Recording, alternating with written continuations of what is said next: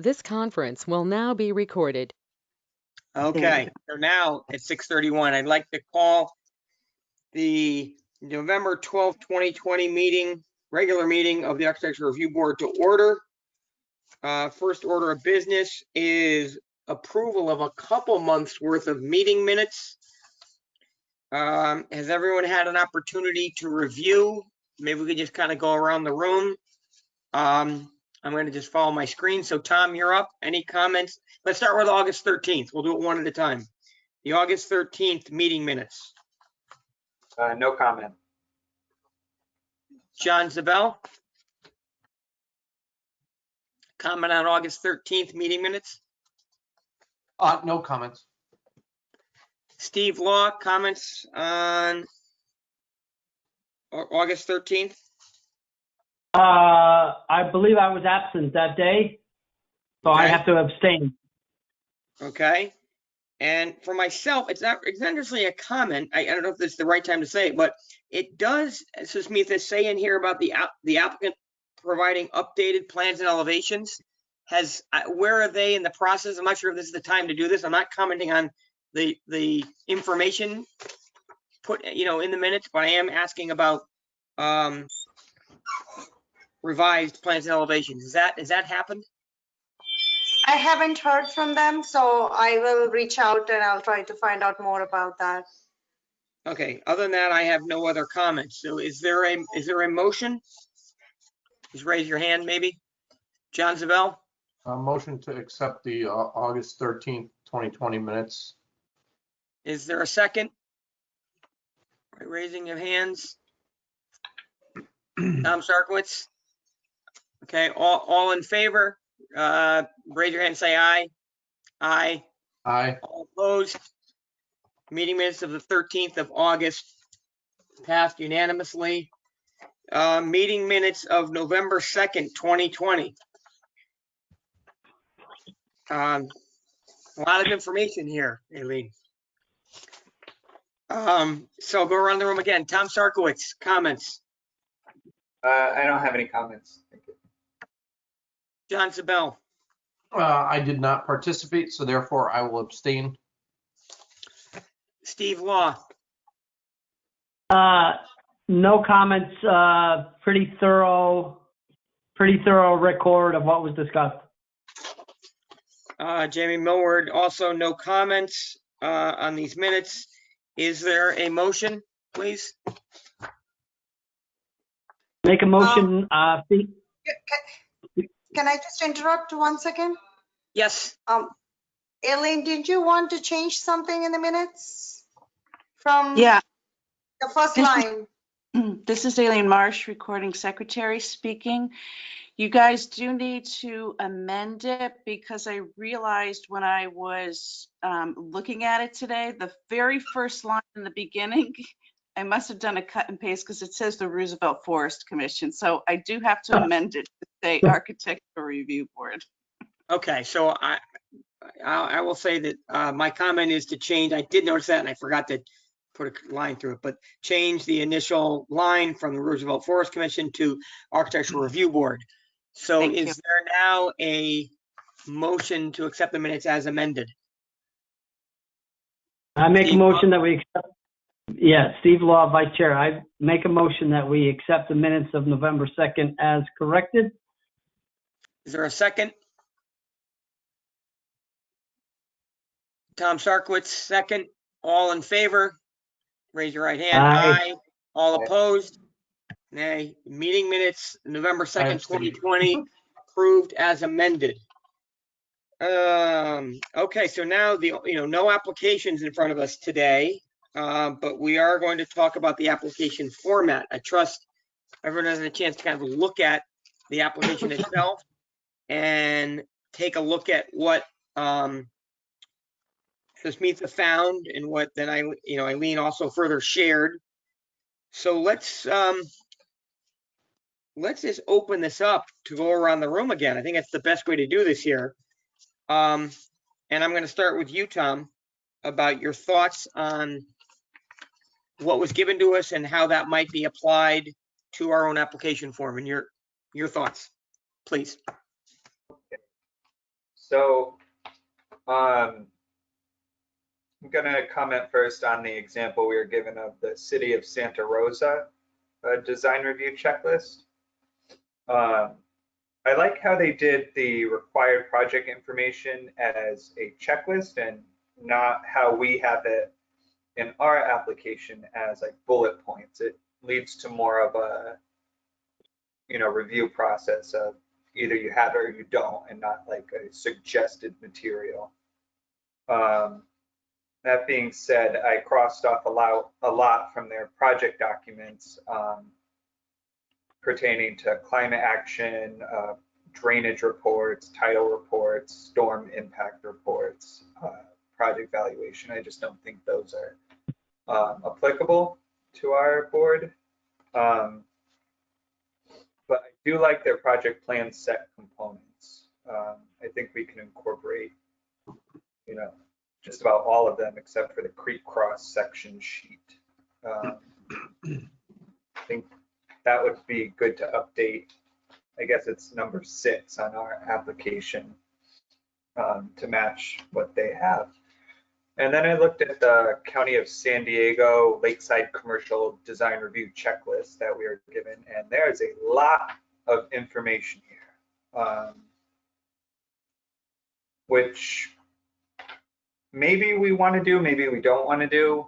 I went through it and crossed off maybe a third of it. That's just either too much or it doesn't have anything to do with our board.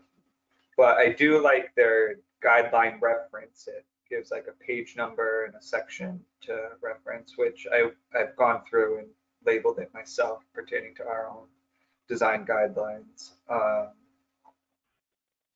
don't know if we want, I'll hold it up. I mean, if we want to read through it line by line, I think that's going to take a lot of time. But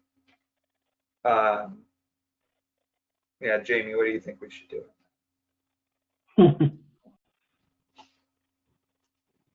Jamie Millward, Chair. So no, I don't think that we need to go through line by line. That's my opinion.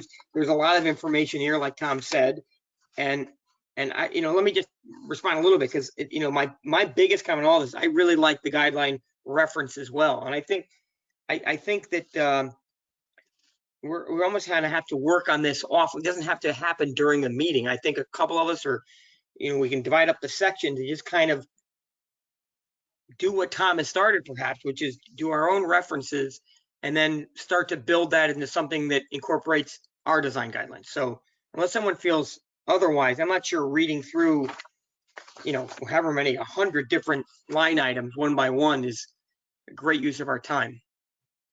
Yeah. So, anything for Tom, anything more you'd like to add though to your comments? A lot of the things in the San Diego guidelines were things that our design guidelines don't reference, and I've marked them as such that I think would be smart to include. I think 2 years ago when we were creating the guidelines, we didn't think that outdoor spaces would be as necessary as they are nowadays. So just something off the front page that I said we should include in our current design guidelines were that the project includes covered and trellis outdoor spaces such as porches, balconies, verandas, patios, or loggias. And I think that's a good thing to add among other things I starred. I also edited some of their stuff to fit more with our region, as San Diego has, stucco is appropriate out in San Diego. It just doesn't apply here. But we can substitute that for clapboard or shingle siding and brick.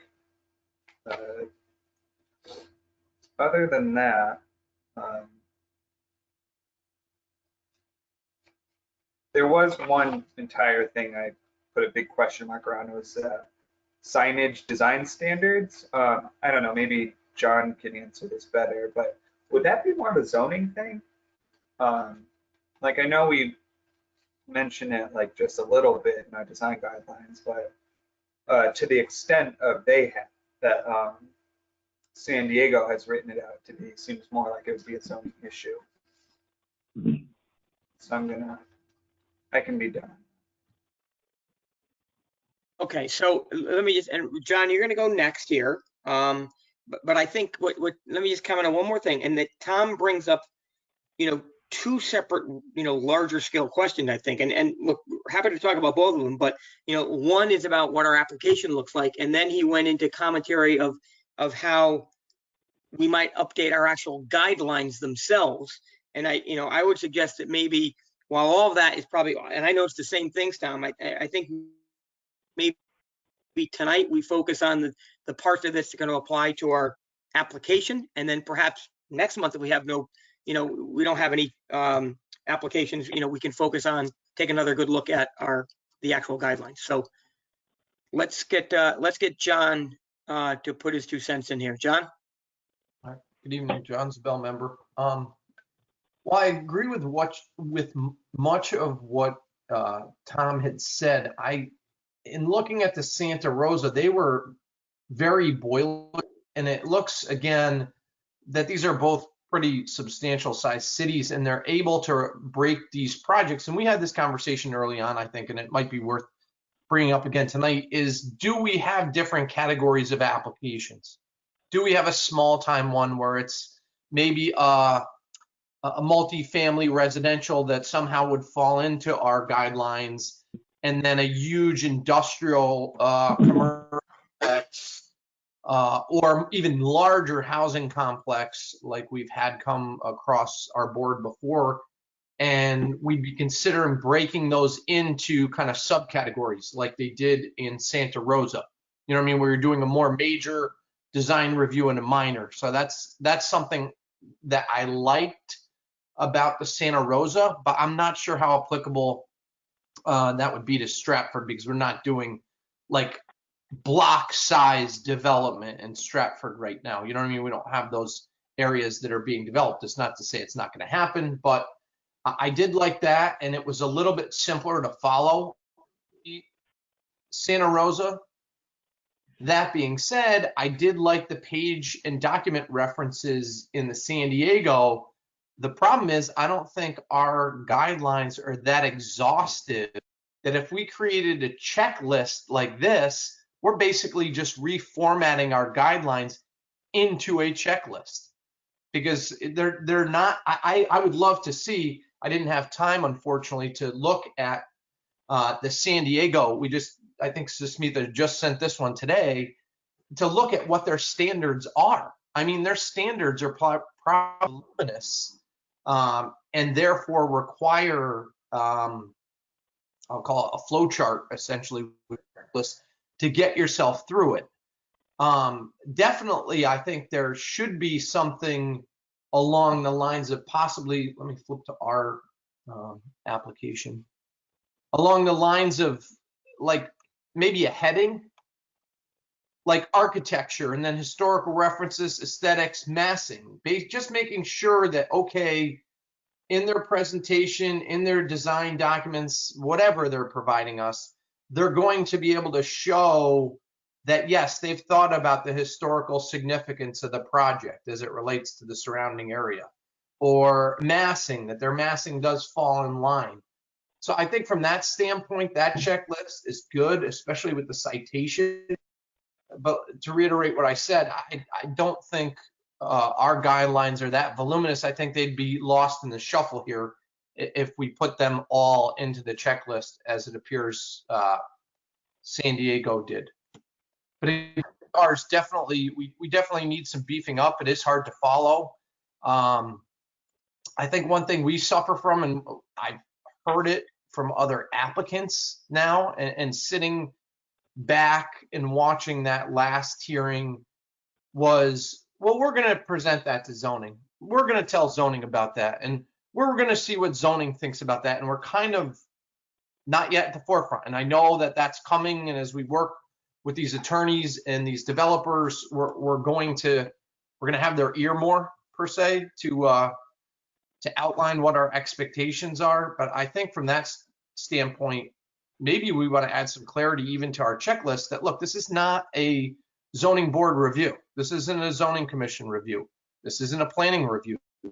the architectural review board kind of first snapshot look at your project, making sure it's going to fit within our expectations. And again, make it easier on the zoning side for zoning to say, yeah, ARB's looked at this. It's in accordance with their design guidelines and we're ready to go. So those are just some thoughts I had. I don't have anything specific line by line. Tom, to answer your question, and Susmita, I'll leave this to you, but I remember one of our, and I remember as I was coming off the planning commission, there was a huge push in town to work on our signage regulations because I think what started it was a huge billboard sign on Boston Avenue, or actually Barnum Avenue, excuse me.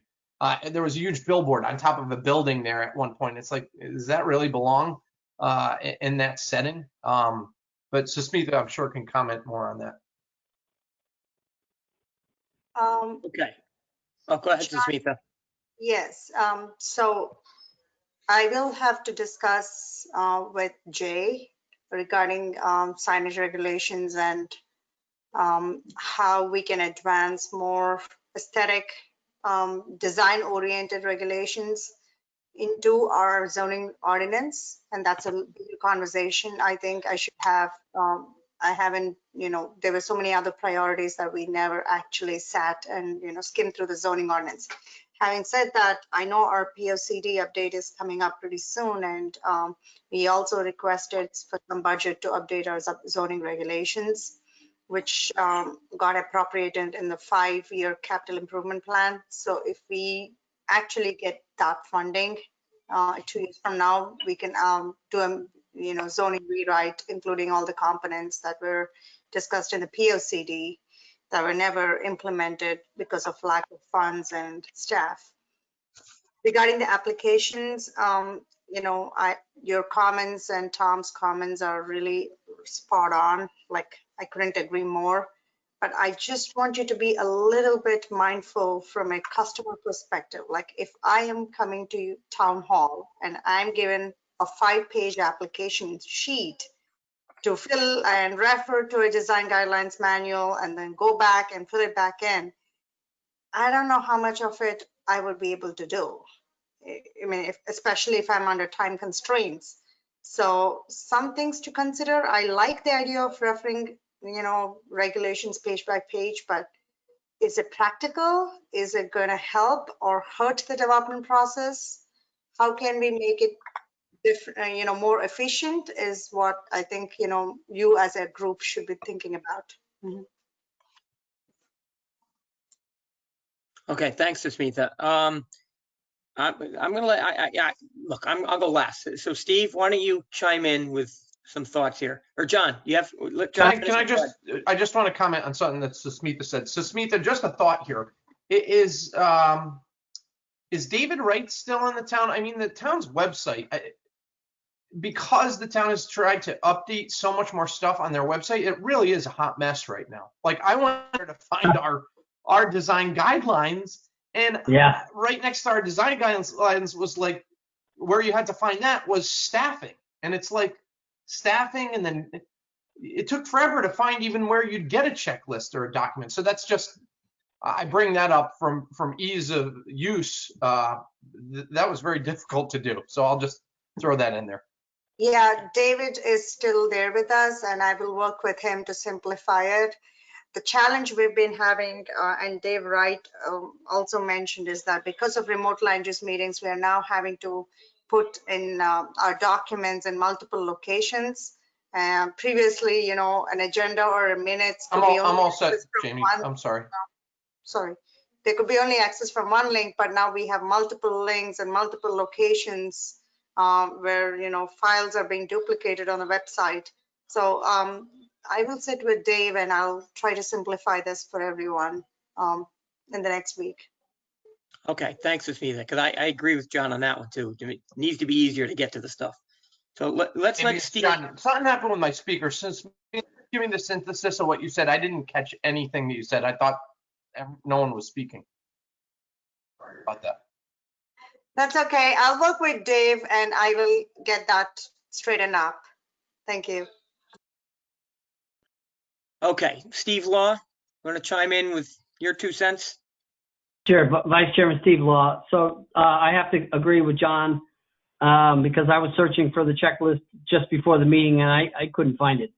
But I did go back to an old one. I definitely apologize. I did not have a lot of time to go through both the Santa Rosa and the San Diego, but both of them I think were much more elaborate than we need. I think I tend to kind of agree with Susmitha a little bit on that we probably don't need as an elaborate as a form, but I think as in the Santa Clara, Santa Rosa, the categories, the breakdown of categories, I think is probably something that we might want to consider, moving forward.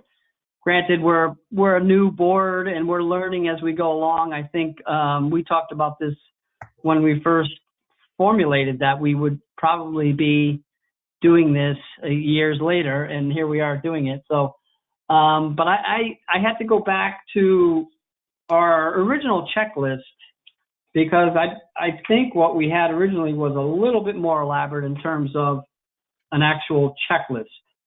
And I found a document that was updated in January 2019. Susmitha and Eileen, maybe you guys probably familiar with this. It was a 2-page application, and there was a list of items on the second sheet as a checklist. Steve, let me just say, Steve, the latest one though is updated January 30th, 2019. At least the one that I printed off. I printed this out today. I'm not sure what date you have. I printed it off the website to make sure I had the right one. Oh, that is the latest, January 30th? What it says on mine. 2019? Okay, all right. Well, you have December 19th. What year? Yes. 2019. Yeah, Well, 2019 is the most recent. Well, So how there's come- the problem right there is I printed this off from the town website and I got January 30th, 2019. So then a question, why the last couple applications was only 1 page? I think, yeah? It's Am I wrong? because the second page is just a checklist, I think, Steve. Yes, they're detaching the second page and they're just submitting the one that they have to fill out. Okay. All right, I got it. Well, anyway, I think part of my challenge is just the variety of applications we've gotten over the short time we've been around.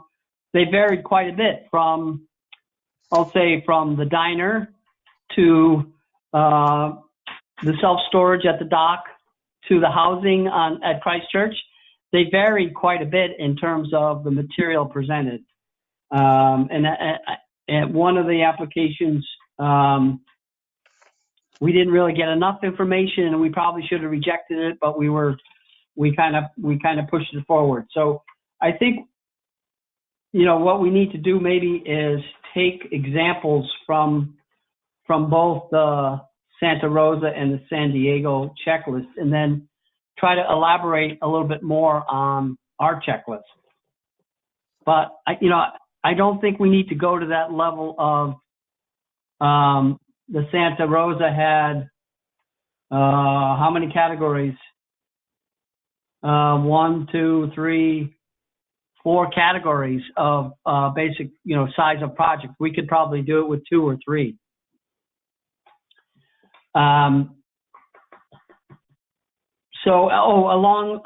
Regarding the zoning, I know in the past that we've kind of shied away from the signage regulations because it was always under the zoning jurisdiction. But I think as we move forward, we might want to bring it in under our jurisdiction, because at least have it included in our design guidelines and our checklist so that we can have some recommendations on it, because I think we're more adept at criticizing and critiquing signage than maybe some of the zoning people.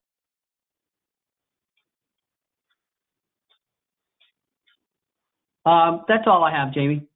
Okay, all right, Steve, thanks. All right, so my 2 cents on this is that I think I'm most closely aligned kind of with what John had said. It's that while I like the idea of the individual guideline references, I think, and what John had mentioned was that perhaps our application, well, actually, let me back up. The first and most important thing is our application has to reference our own guidelines, which it does not. So I think we all can agree that in big letters on our application, you better look at our own guidelines because it doesn't even say that. But then secondly, if you look at there are headings in our I'm just flipping through our guidelines now, John, overview and then architecture, historical references, aesthetic considerations, and that perhaps without listing the page number or anything, we can kind of go through and say on our application form, reference the sections, the important things that we're going to be looking at, and at least even if for some reason we can't force them to go, put their hands on the guidelines, although I think it's another thing we can talk about is how to make sure that it gets in the right people's hands. But at least then it'll spell out in broad strokes the things that we view as critical. So for instance, if you said architecture, you could say, these are the things that the Architecture Review Board will be focusing on in the design of the buildings: historical references, aesthetic considerations, massing,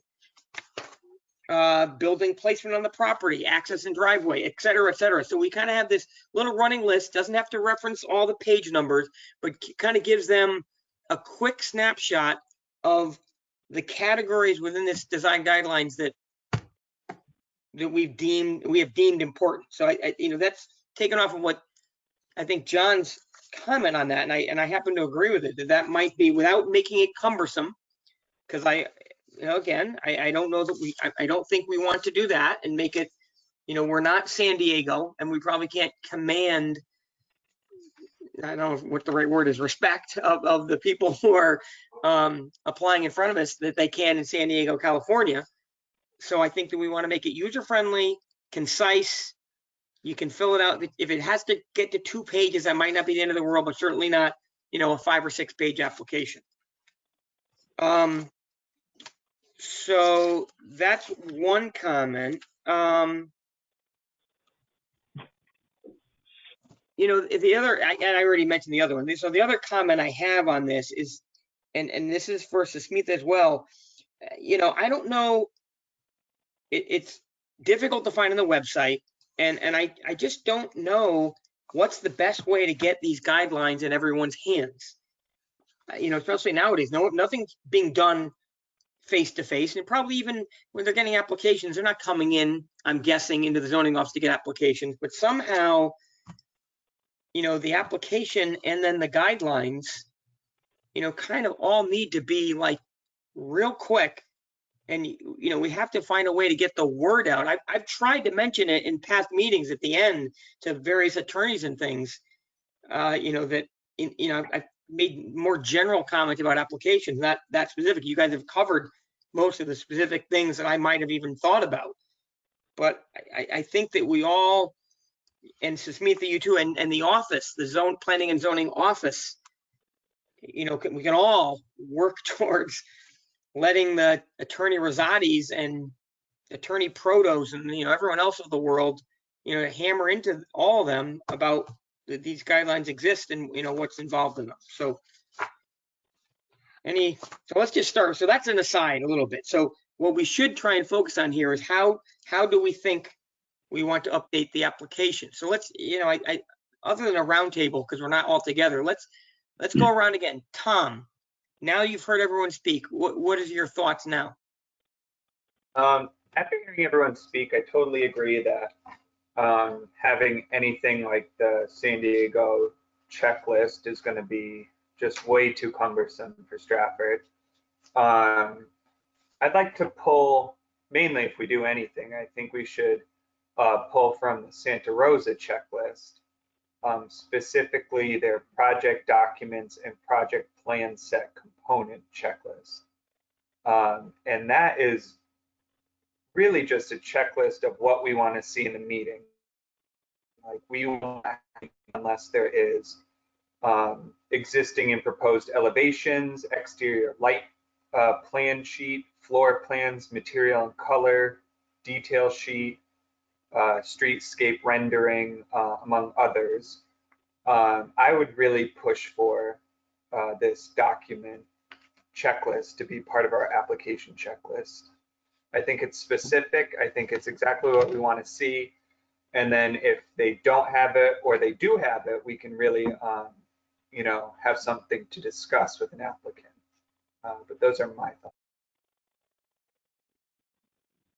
Okay, so obviously we'd have to, I'm looking now, and I had not all of it printed out for some reason, but when I look at the list, and I think I'm looking at the same here, the top of the page design review checklist, right, Tom? And then they go through project requirements. So we just have to, you know, a lot of preliminary drainage report, I think you already said, those are not things, obviously, that we're going to be asking for. We'll have to come up with our own list.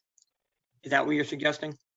Right. I mean, I crossed several line items off, but I could go through the ones I kept if that's useful for anybody.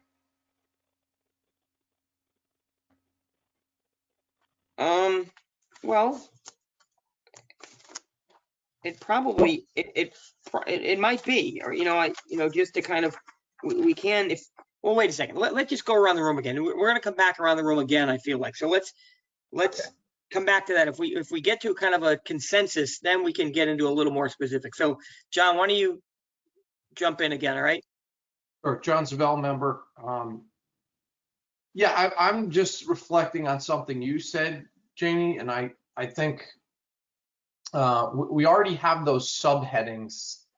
I don't know if a checklist is appropriate because this kind of meshes some of what Tom said too. I'm looking at the Santa Rosa sheet. I mean, maybe like we talk about trash receptacles and we talk about bike racks and we talk about benches, and maybe not every project is going to have that. So if maybe the checklist begins with like a project has exterior trash component or something like that, check yes. Okay, if you check yes to those things, they better show up on a plan.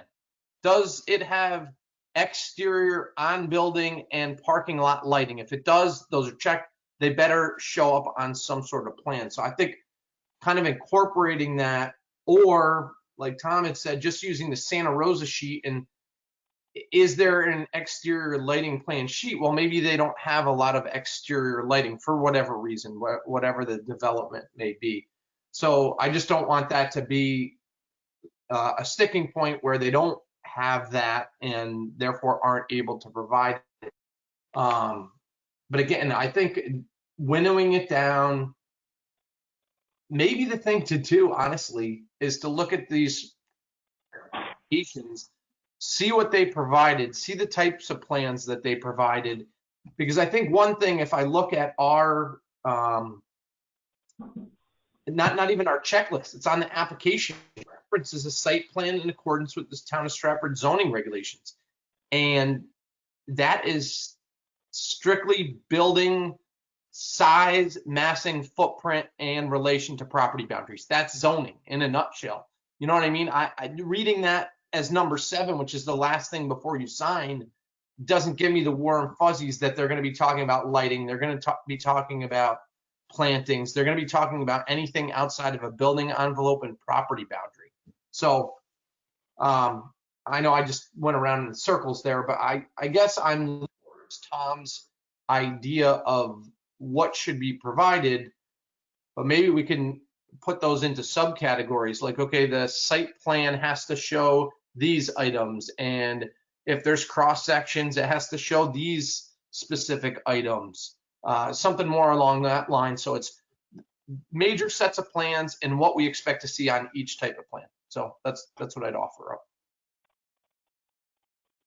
Okay. Thanks, John. Steve? Yeah, Steve Law, Vice Chairman. I think Tom's idea of going through both the Santa Rosa and the San Diego and crossing out things that we don't think we need and maybe highlighting and or retaining things that we do need kind of on a one-to-one basis if we each did that and then somehow put it in a compiled list to make the revisions to our checklist. That, I think, would be one way we might want to try to get together. Like I said, I lost connectivity, so I don't have those two forms in front of me right now. But I know they both had some valuable insight as to how we could improve on ours.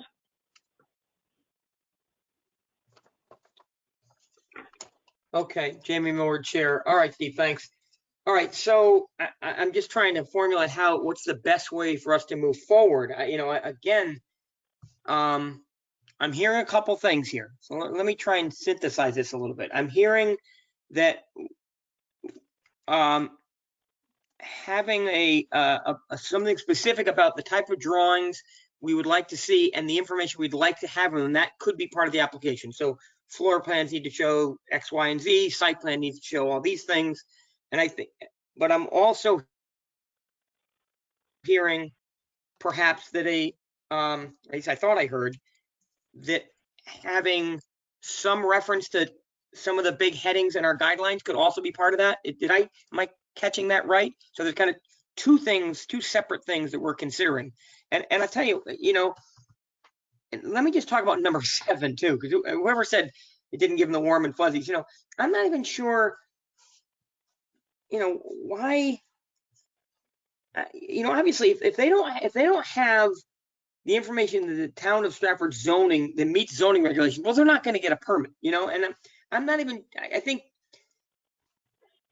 why do we even, and Susmitha, maybe you have to weigh in this, why do we even have to reference that part of it? Because I mean, really, if I feel like that's where we should be talking about our design guidelines. That's, because meeting the zoning regulations, well, that's a whole other, we're not commenting on that.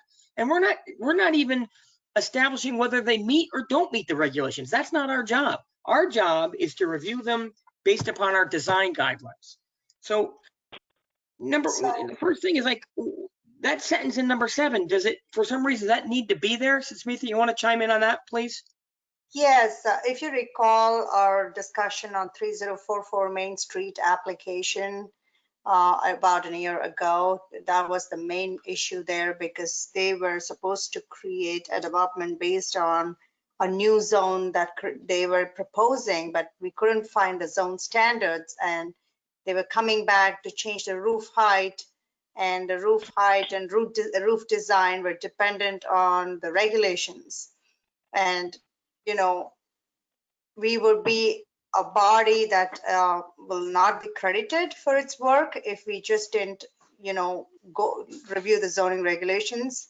Because then, you could say as much as you want about the design, but if the basics aren't met in terms of height, and, in terms of the setbacks and sidewalk, site configuration, there is nothing else to comment upon. Like it would be like if zoning commission is asking your opinion on a design, first things first, your job is to make sure that they're following the standards. I think. Smitha, can I interrupt? I don't think so, though. I don't think that that's what our job is. I mean, what comes first, the chicken or the egg? Then the zoning should go first, because I don't want to be. I mean, yes.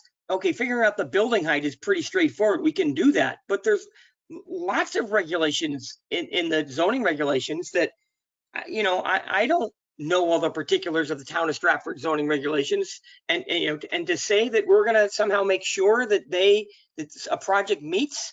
I mean, I understand the part about, are we wasting our time reviewing applications that aren't going to ever get built or approved because they don't meet the zoning regs?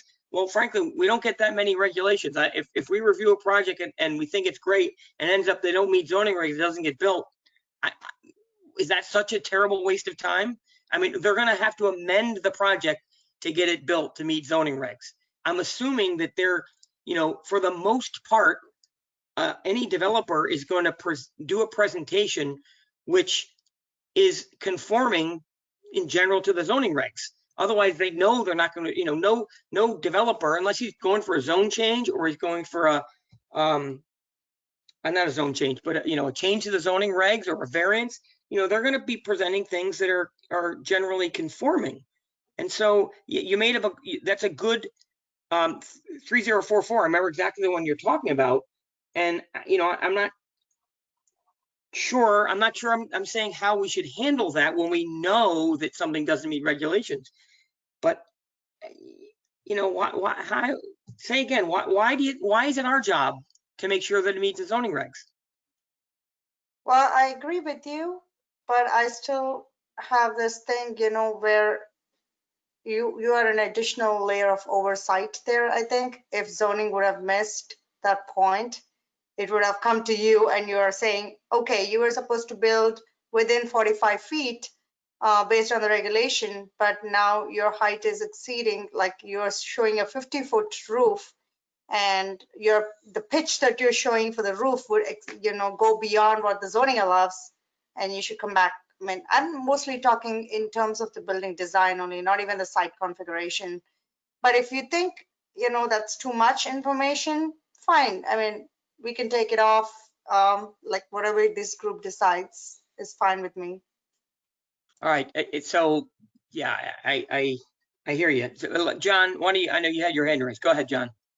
I just want to weigh in, John's a Bell member. I just want to weigh in off recollection. I think that, like we were discussing, this particular part of the application was one of the first, and it preceded the checklist.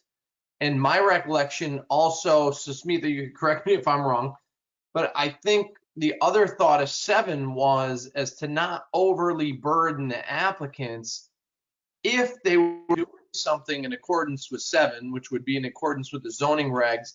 They would already have a good majority of what they would want to present to us.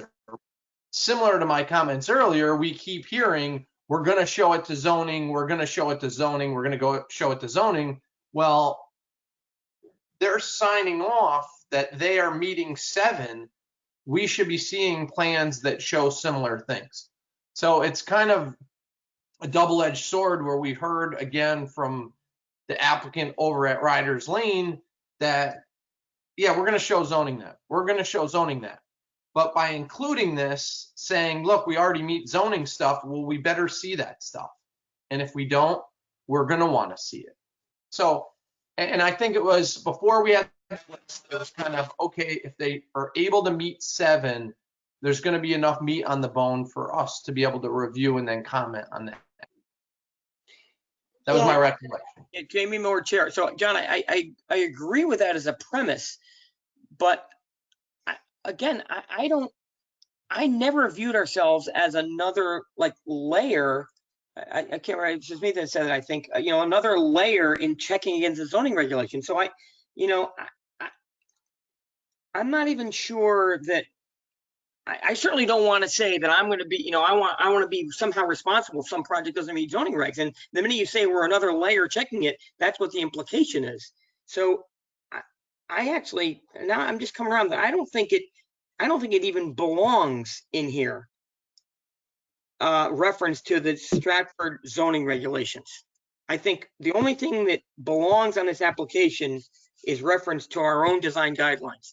And it's not our responsibility. I mean, yes, of course, we're all knowledgeable and we can comment on things that we happen to see, but it shouldn't be in writing in any way that we're involved somehow in the meeting of zoning regulations at all. So I think it is at number 7.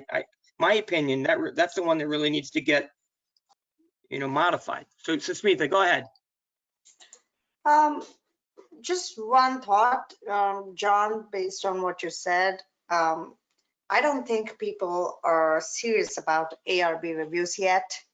They feel like it's one box off the checklist if they came here and they just went to zoning. And the fact that not only ARB, even Planning Commission is viewed like that because they're both advisory bodies.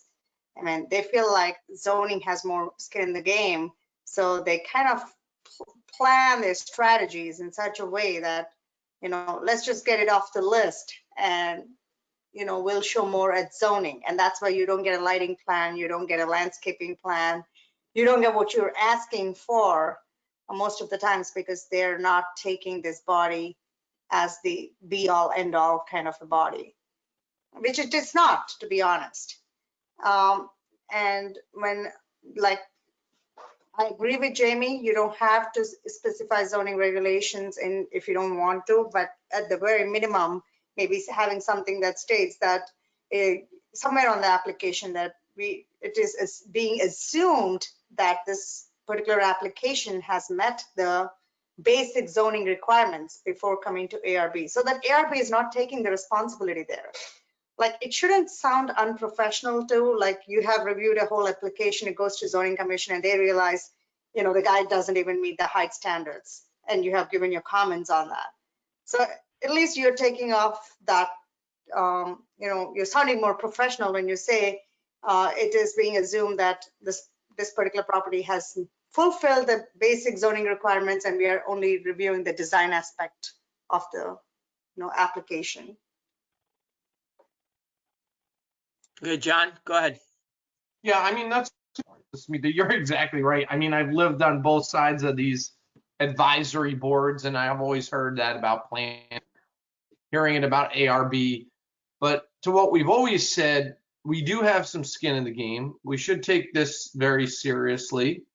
And the more input we provide in these write-ups, these excellent write-ups that you've been providing to the zoning commission, it's going to come. Jamie, I guess maybe just further elaborate, even relative to a checklist. We're not filling out the checklist.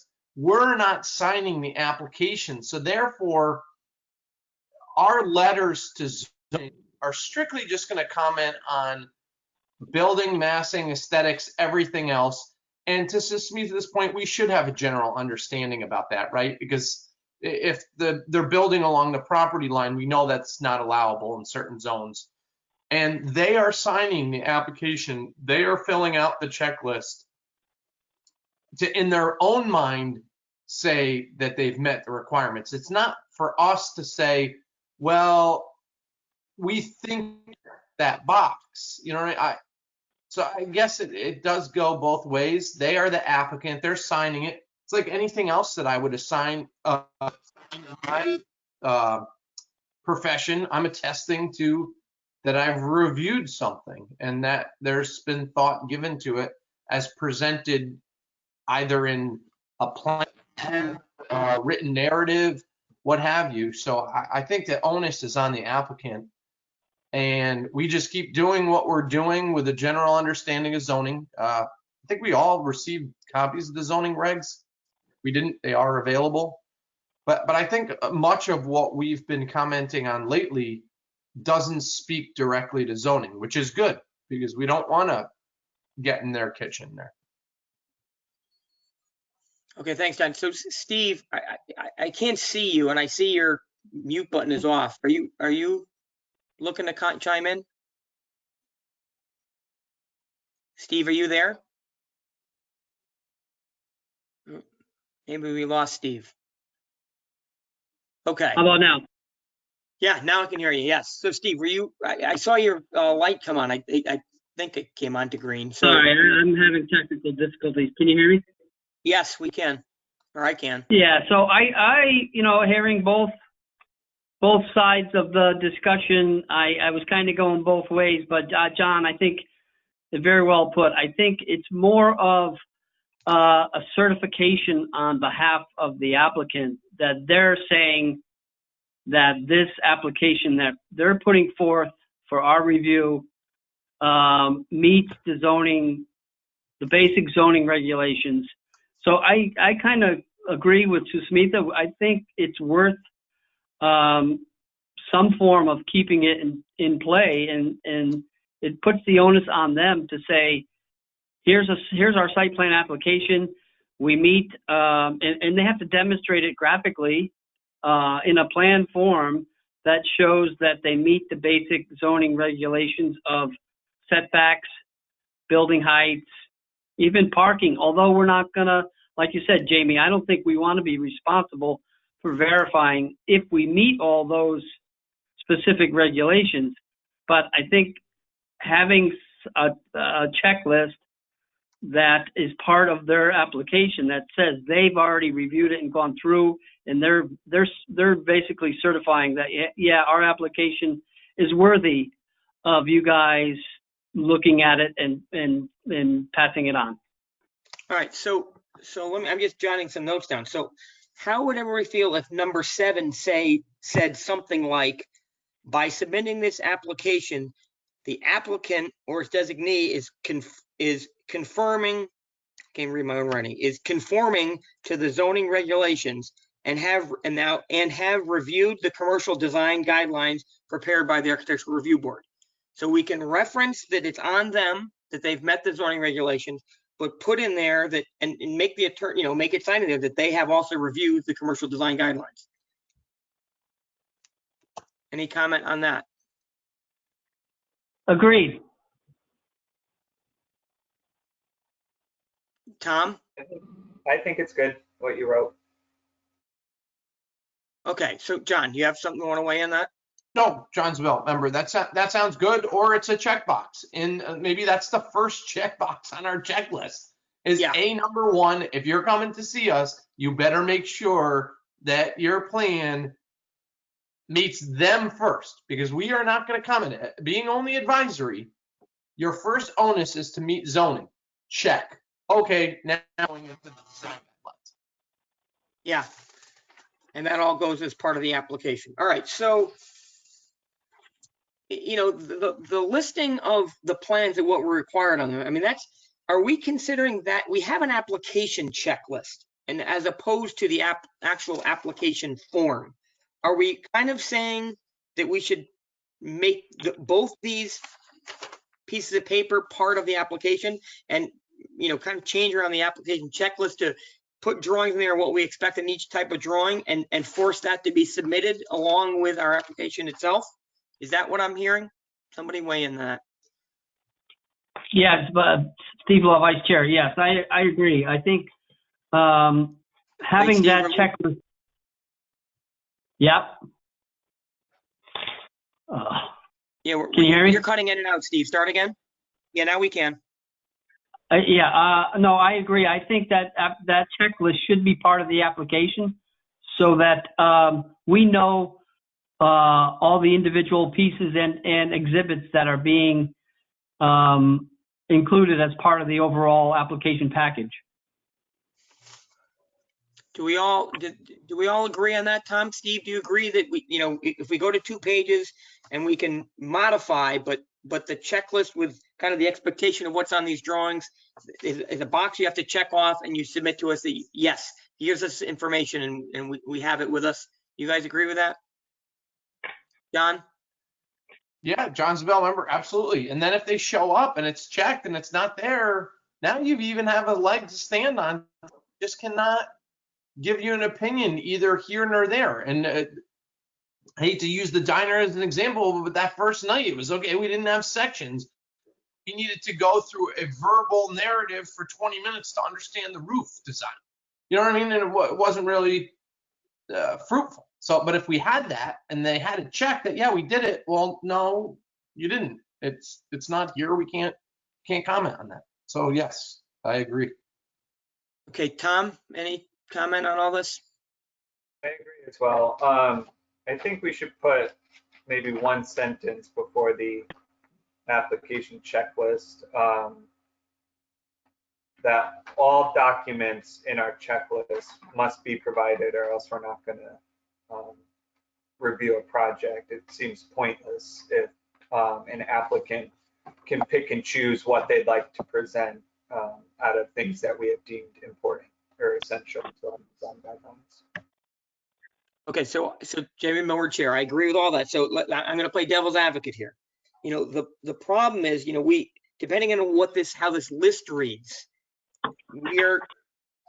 we are going to get plenty of applications where they haven't picked out the landscaping or they haven't picked out the exterior lights, and that's going to be the nature of the beast. We're not always going to have those. So how are we, if we say you don't have, we don't hear you, that makes it really black and white. and maybe doesn't give us any allowance for gray, because I think that, you know, most applications are going to be gray. Tom? Well, I'd like to say, like landscaping and exterior lighting, those were entire sections out of our design guidelines. And if we're not reviewing that, what are we really reviewing? If we have this as a checklist, they can, you know, at least throw something together that we can review, and either yes or no to their choices. But I mean, we want to review what we said we want to review, what we deemed as important to our board. So I'd like to push people into Yeah, that. so Smitha, can I ask you if is this possible? Can we, I know we have no power, like to say no, but can we give a recommendation and almost and have it in there? Because a lot of times if you don't have landscaping, you know, they have a building design and they don't have the landscaping and they don't have the exterior lights picked out, and that happens. So, you know, I've been on that side of the fence, and that happens. Can we let a project go forward and make it, I don't know, contingent or something? I'm not sure that's the right word, but force them to come back to us with the balance. If they're missing things, yes, you can go forward, but once you have those things established, we'd like another opportunity to review things that are landscaping and site lighting. That's, you know, it seems like two big things that we're never getting. Is that allowed? So Jamie, I've been thinking about it a little bit too. When, you know, we had few applications where people said they would bring back landscaping or lighting or color schemes later, and we've never heard of anything after that. I would like to check with the town attorney to see if this is something that has to go in the charter that says, you know, ARB would have the powers to sign off on a final, you know, plat plan or something that is submitted at the town clerk's office. And, you know, sometimes we have the planning commission signature on the Mylars for subdivision like that. If ARB could get a sign off on the final designs that are submitted to zoning, so that's the key, like, you know, making sure that they're actually bringing you back what is needed, at least after they have met that requirement. So that's something that's legally we have to find out if that is possible. Yeah, I think, and John, you're next, but I'd just like to say that I think that would be great if that could happen, because to me, that would be pushing to allow us to review all the information that we need, whether it's the first time or the second time, but also kind of understanding the role and the difficulty of the developer in having all of that information from day one. So John, go ahead. As you guys were talking, John's a Bell member. I looked at Santa Rosa's sheet again, and they very carefully use their project plan set components descriptions. They use words like conceptual grading, preliminary landscape sheet. So I think if we do that, we're safe. And to your point, Tom, it doesn't have to be the final. Give us an idea. A lot of applicants that didn't even have that at least said, we're considering this, we're considering that. And that's probably good enough for some of these projects. You know what I mean? Not if it's not a super high profile main streetscape, you know what I mean? I'm not downplaying other projects, but I think we have to take each application on its own merits. And then I had a question for Smitha. I guess the zoning review, at least my understanding, that is the coup de grace, right? They're always the last to see it. So if you're that close to zoning, you should be ready, though. I mean, that's my opinion. Or are we saying our zoning boards, years past, again, I have not served on zoning, are just raising the green flag and saying, okay, you're good enough with some of the things we've seen. You know what I mean? So if they're ready to go to zoning and we're stopped right before zoning, they should be pretty much fully together, I think. And to say anything less is a cop out that, oh, we don't have this, oh, we don't have that, you don't have that. that the one we just looked at, they were ready to go to zoning. They knew they had to stop here, and they're going to zoning like the next day. That's why we had a quick meeting. If we're having a quick meeting, you should have conceptual grading. You should have preliminary land. It's not hard to do. I don't think, but you could clarify, Smith, I guess, on the timing. I agree with you, John. The issue that I see is that they don't still take ARB or zoning very seriously, to be honest. They feel like, I don't know what to say, but sometimes the attitude I get from some of the attorneys when they call me and they're like, oh, we have to get this through zoning, so we'll need a special meeting. We just need to, it's just, I think they're still not getting used to this, and it'll take time.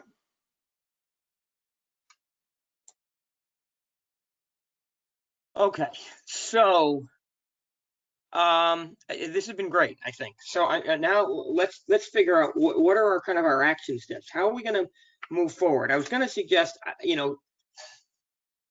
myself or somebody else, if they want to, should maybe just take a shot at editing this document based upon our conversation and distributing it amongst the group. And I'm sure it won't be all perfect first go around, but that we'd have a chance, an opportunity to kind of all have something concrete in front of us to comment on. Right now, we threw out a lot of ideas, and I think I generally am following everything we talked about, but I think that we need to put that to paper, not as a final document, but as a draft that we all can kind of then further clarify, further comment on, and inch it towards something that's going to work for us, for the applicant, for the town as well, and the town attorney if he's got to weigh in, whatever. So does that seem like a good action step going forward? Maybe Steve, you want to weigh in on that? Yes, Steve, well, Vice Chair,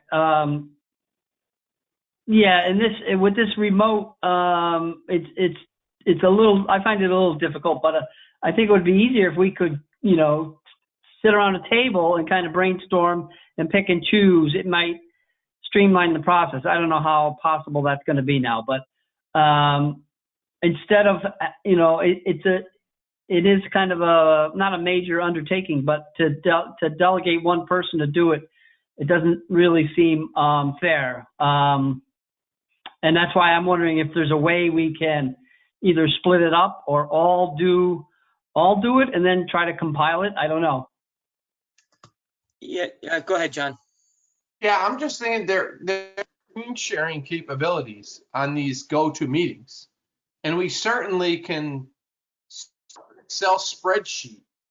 I mean, not that it's plagiarism, but you could take a PDF, you could copy the entire PDF, turn one of these PDFs of Santa Rosa into a similar type spreadsheet for Stratford, pick, poke, add, delete, subtract.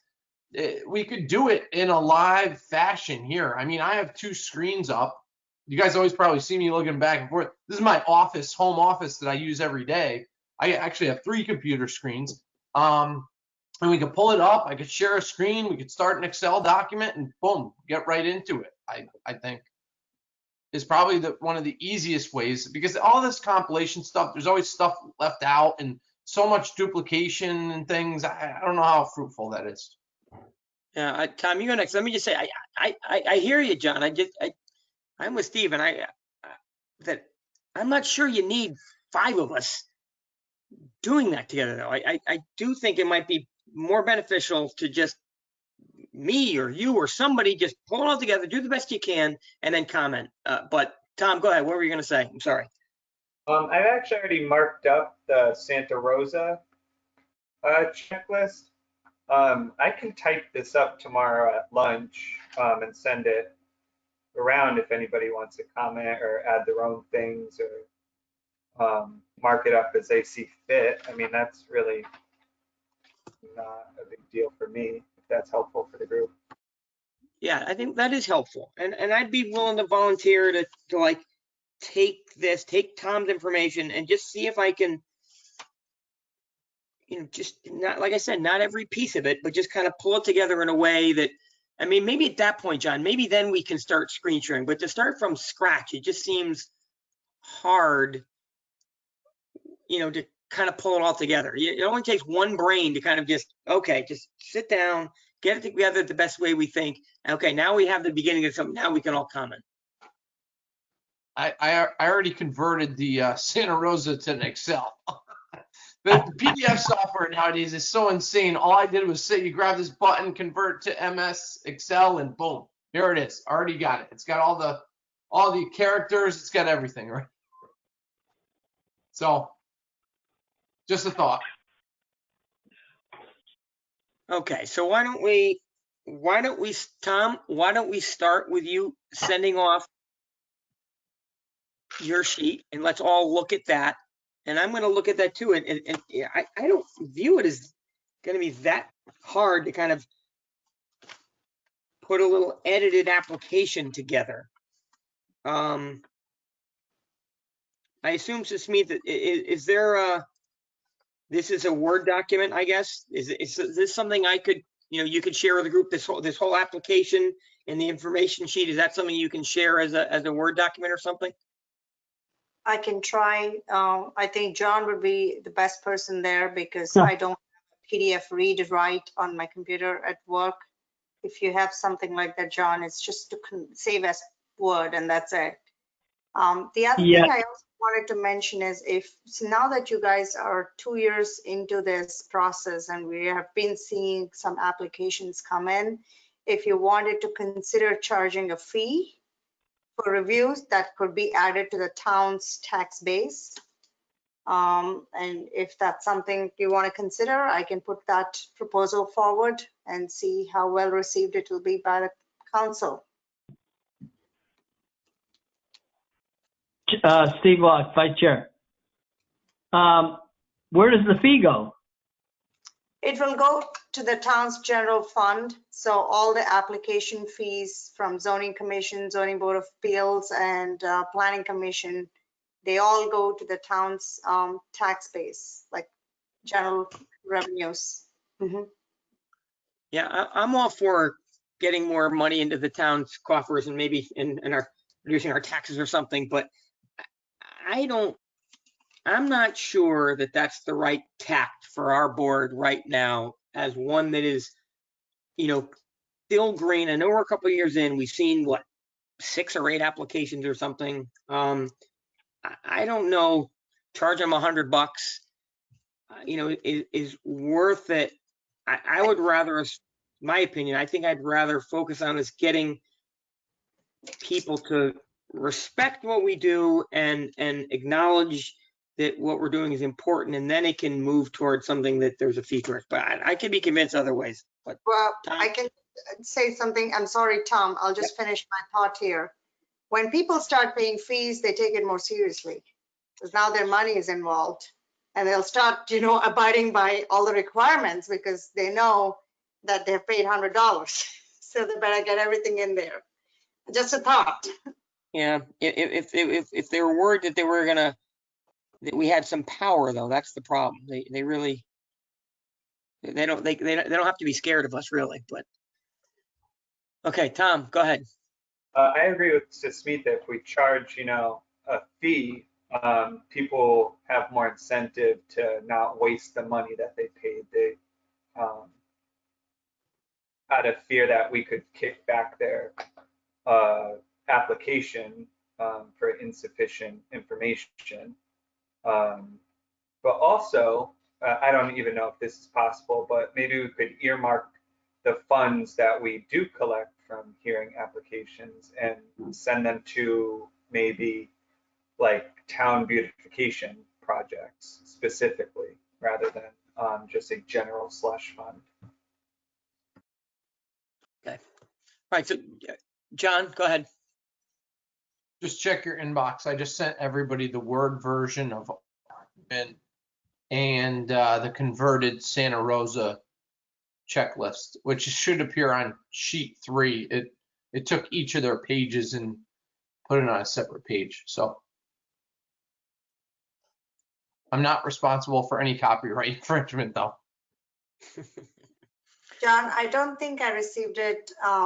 Could you send me to? I John's a haven't. member. Yeah, I sent it to everybody in response to your email. I think one of the emails from this afternoon. Should get it shortly. I didn't get it yet either. Steve, do you have, you trying to weigh in here, Steve? Yeah, no, well, I didn't get it either. So I'm just looking at my inbox. Hasn't come in yet. I was gonna ask John, what kind of software or what kind of PDF program you have that does that, because I'm not familiar with that. It's PDF Exchange. It's super high powered. I mean, I use it all day, every day. You could do measure, you could do anything. It has something called OCR software. You could take that's non-readable that someone sends you. You hit this button and it converts it all to readable, searchable text. We use it all the time. I just got it. I got yours. Okay. Oh yeah, I got it too. All right, so listen, I think we've beat this around enough, I think. So let's say we're gonna let Tom send off his list, and I'm gonna take that list and maybe Steve, you and I can collaborate a little bit, whether it's together or whatever, and try and incorporate what Tom sends us into a kind of a little revised application. Sure. And then, prior to, whenever we get that done, we're going to send it out to the group for some comment, and then we'll see where this goes. And if we can get through this, then, then to Tom's point, we can also then dig into a little further the guidelines themselves. And I think that, but getting the application right is our first task. So is everybody on board with that as a plan? Just kind of shake your head if you're okay. Okay, thumbs up from Tom. Thank you. All right. So, is there any? I guess there's nothing else on the agenda, but I think we're done for the evening.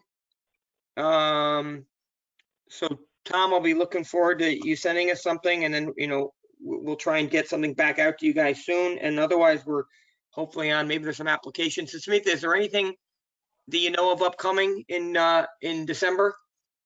Not that I know of, no. All right, so maybe, if worst case, maybe we still plan on having our meeting and we can continue getting through this application. All right, so is there a motion for adjournment? Steve, Vice Chair Steve, I make a motion that we adjourn tonight's meeting, November 12th. Is there a second? John Zabel, second. All in favor? Aye. All opposed? Nay. All right, everybody. Thanks a lot, and we'll. Hey, have a good Thanksgiving, everybody. Thank you. Good night, Happy everyone. Thanksgiving. Right. Happy Thanksgiving, everybody. Happy Thank you, Thanksgiving. Aileen. Sure. You're welcome. All right, everybody. Bye.